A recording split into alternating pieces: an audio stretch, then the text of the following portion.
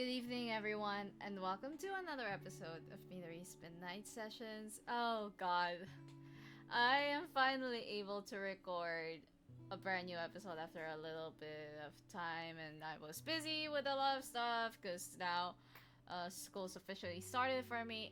I am now in my final semester of college, and we don't know if we're graduating yet. But actually, I have been uh going through a lot recently. Like, you all know about the whole debacle with my best friend and how hard it has been for me. Well, we're kind of talking about that, but um you know how I used to talk to him about everything, and I mean everything, from the most mundane to my inner darkest thoughts and moments and everything. And you know how that's not the same with my thesis advisor. Like I just found it hard to try to be a little more open with her about things. And I remember my best friend telling me, man, you gotta rely on them,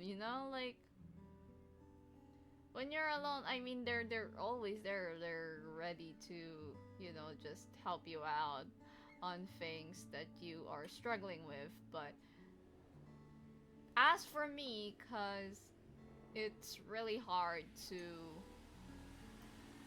be open, I guess, to the fact that you don't really like to ask for help. And I've been struggling with that for so long. And if my best friend and I were talking, I mean, I would open everything to him, and how it's been hard for me and all. And maybe I was hurt. Of course I'm hurt, but I saw him last Thursday and didn't even take a glance, because I just know for a fact that I can't bother him. But when I think of my thesis advisor, the same thing actually goes for her. And back in September, I was telling her I cannot do this. I want to take a break from writing my thesis for a while, because the internship is really getting to me. There's a lot of problems within my internship, or rather during my internship, that I am really struggling with. And now that my internship's done, I still haven't done the narrative report. I haven't really done anything with it since January, I guess. It's already March. And it's been hard getting around doing it, because it just makes you feel really sad. But yeah, I'm trying to really avoid it, because I don't want to feel sad. And if I do, I'm gonna cry. Okay? And I told my thesis advisor about this last Thursday when she was asking me about how I was feeling, and I told her about the fallout with my best friend. And she was kind of laughing it off. And I was telling her, I was being vulnerable with her, and she laughs it off. And she said oh, you're gonna be okay.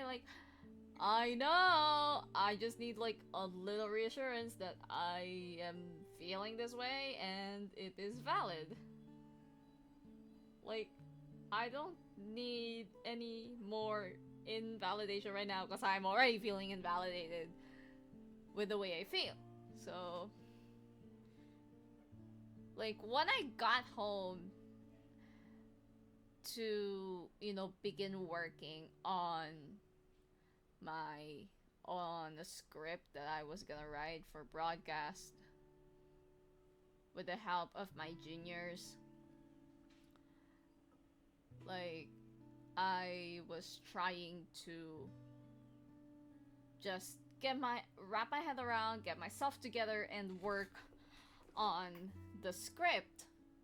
But my mind just couldn't get off of what she was, like, making me feel. Like, I just know that I was really, to put it bluntly, mad. Cause I am already just so used to, like, being laughed at for feeling like a different way than most normal people. Like, I don't, like, there's a saying that you can't knock a man that's already down. And so now I'm actually, like, really struggling. And she was saying to me that, oh, I am busy. Can we just talk in school? Because I was, like, requesting that we talk outside school because of the fact that, the faculty room, like, the whole office triggers me. Like, it really does. And if you have listened to the past episodes, you will know the context of why that place is so triggering to me. Like, every time I'm there, I just feel sad. And who am I to, like, who am I to ignore such of an intense emotion? I have to, like, really feel it and embrace it and use it for something that's a little better. But that's not the case. Like, it's like every time I'm there, I'm reminded, and it's like reliving past memories. And I don't, like, when I was ditched, I mean, I was still there, but I was actively avoiding my former thesis advisor. Like, I just didn't want to talk to him. I was really mad. And I mean that I was really, really mad. I just don't show it because I am not that kind of a person. Like, my anger is inside. Like, it doesn't explode. It doesn't usually reach its breaking point.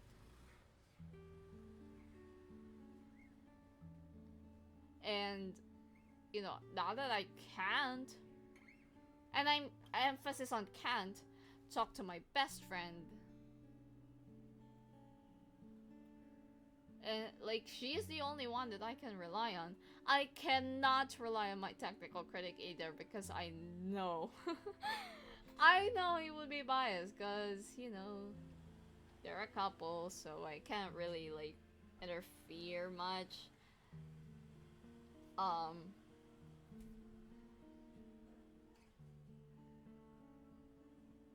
It's hard to navigate the feeling of,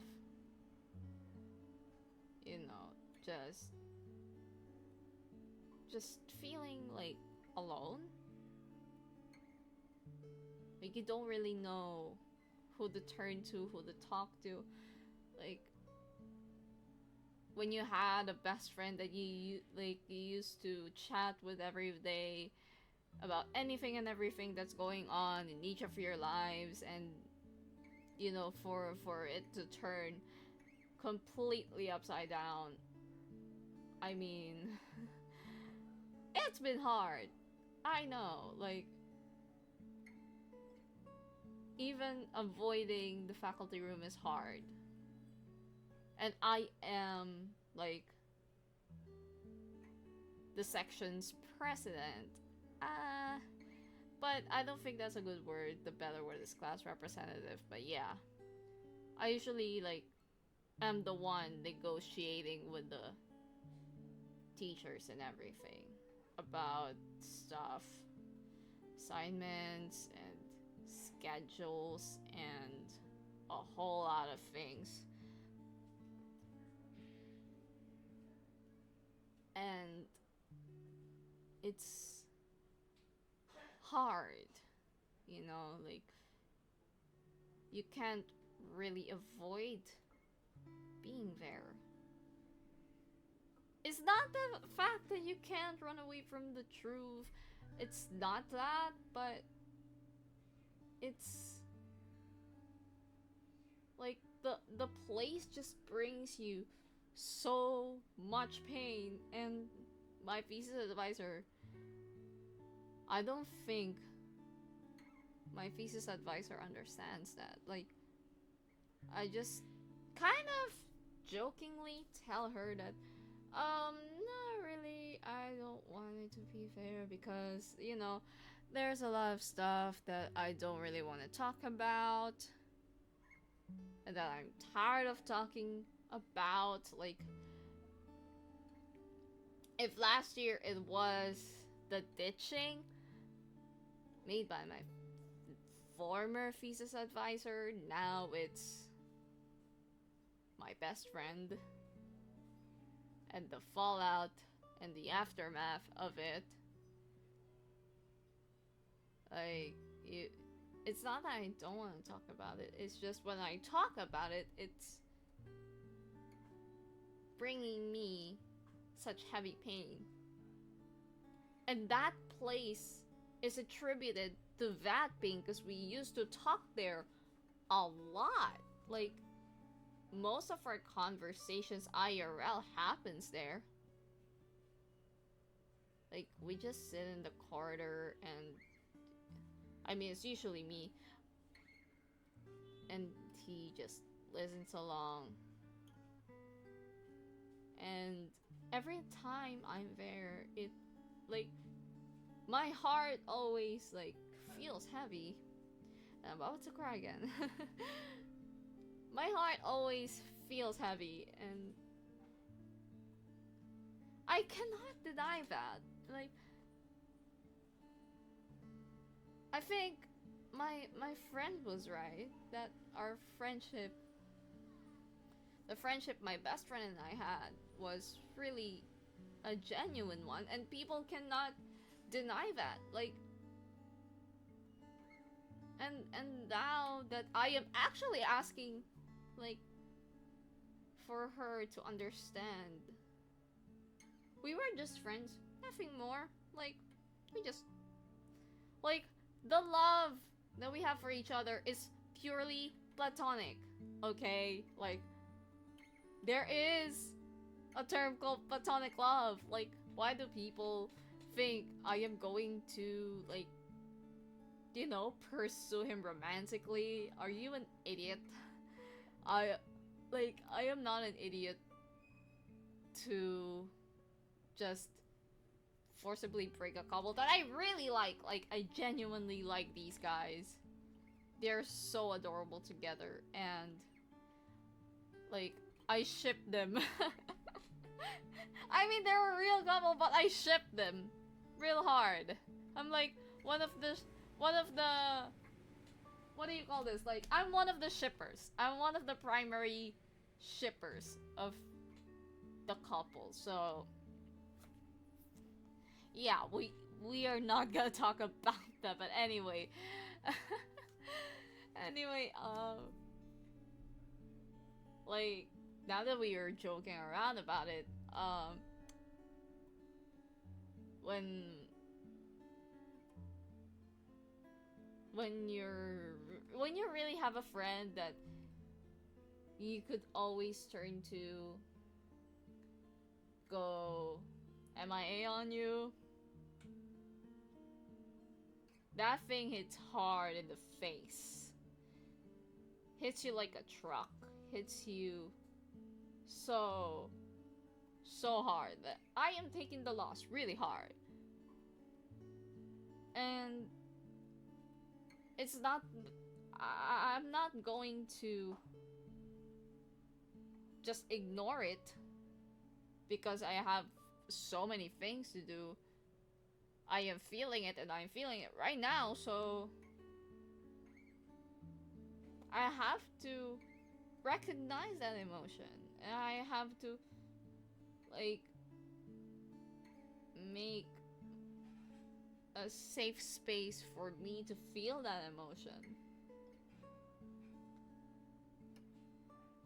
You know, that there is nothing I could do for myself, and I definitely need, like, a listening ear right now, because he used to be my listening ear. And you know how we have opened up so much to each other about the things that are going on in each other's lives. Now we really can't do that because, you know, we're so busy. We want to grow, even if it means separately, but we want to grow. And I remember him saying, no, rather, I remember telling him, it's not really like, what are you gonna do now that I'm gone? Kind of feeling. It's the, what will you, like, will you ever find someone like me? Kind of thing. And these two are very vastly different statements. Because for him, I am not like his entire friend circle. I'm not a Macniline, okay? Like, I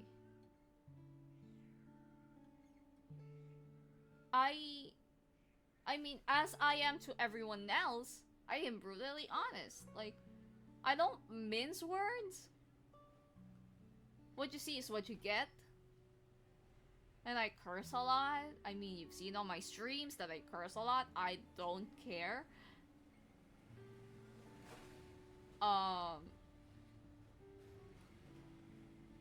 Like, unlike his boyfriend that, you know, talks to him really kindly, like, is very gentle with him, but I am not.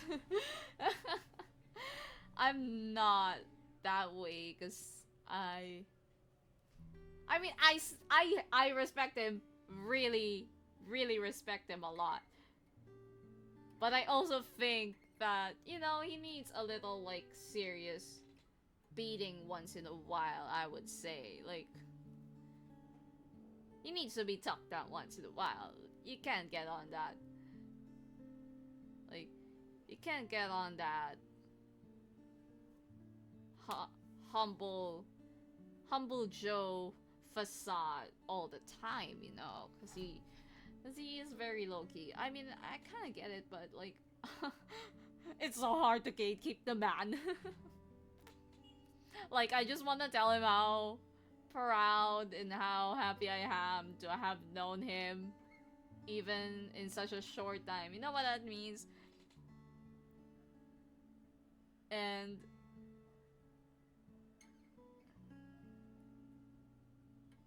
he told me that, you know, you need to stop, like, having that savior complex. You gotta ask for help sometimes, you know? A hero can't carry his burdens alone. I don't know if that's a popular saying, but hey.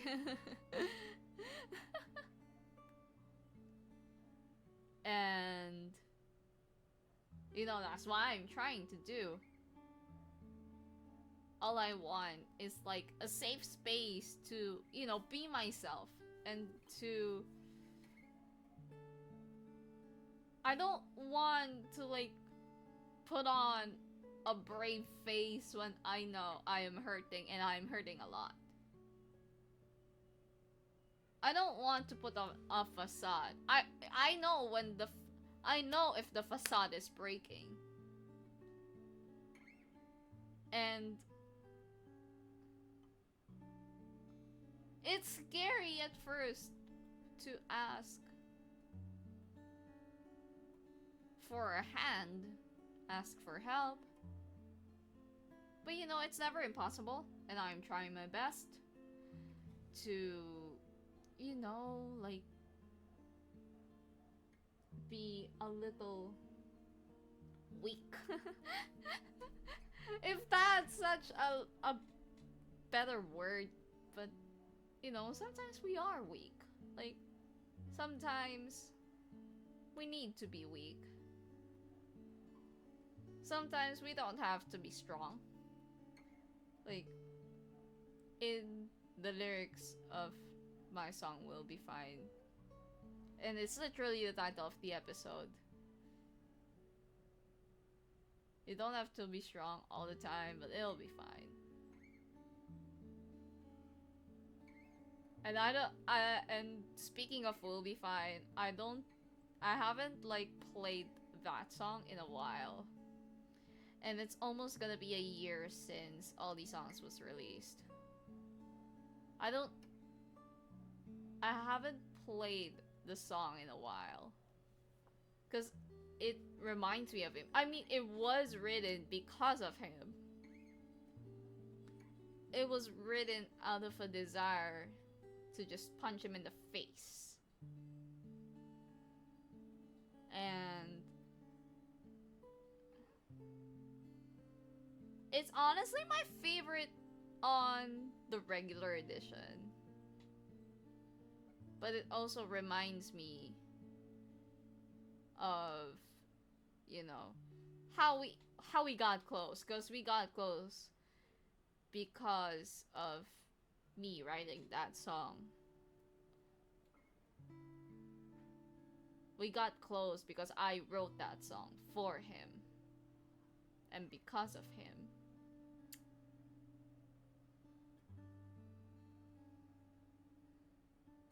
I don't know. Like, honestly, I've lost hope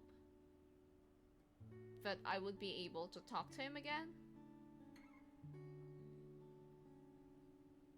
Maybe I will one day. Maybe when I graduate or when he graduates, I'll be able to talk to him, but I don't know, like, it's heavy. I wish it was a little light. I wish we weren't this close. So you know, I could just like move past it. But it wasn't. And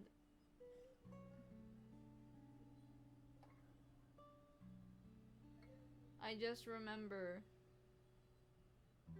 that time when I gave him the chocolates after his article was published. And I was crying.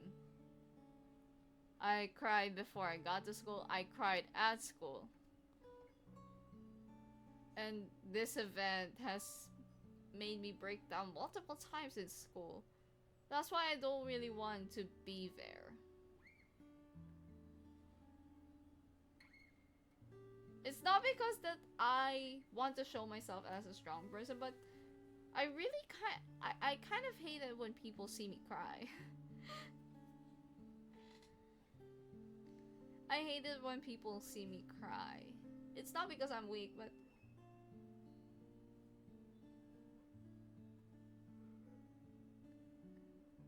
I guess I don't like people seeing me weak. I am weak, but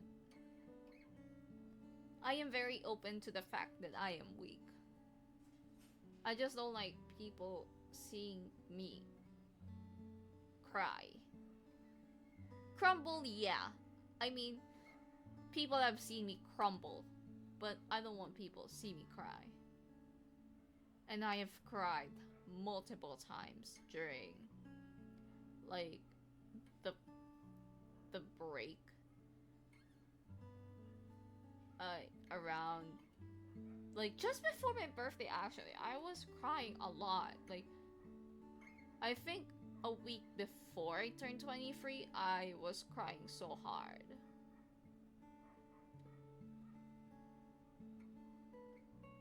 And it's hard to like, I get being vulnerable, but it's scary like seeing me become vulnerable.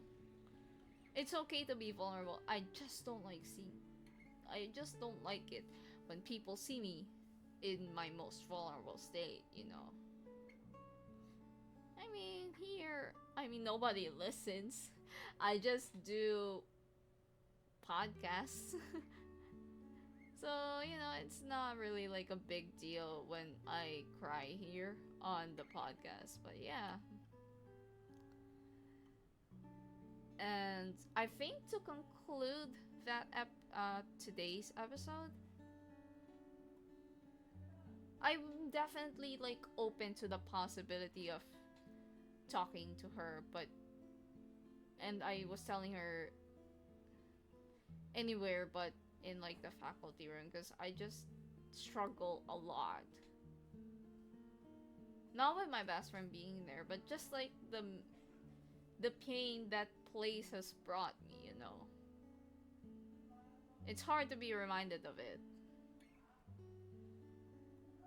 And you know, at times like these, you're gonna have to keep up the courage. You're gonna have to be brave, and you're gonna have to be weak, because you know you aren't strong. You can only do so much. There's just one point. There is a point that you are going to really crumble, and I hope when you do, like, you gotta let people help you.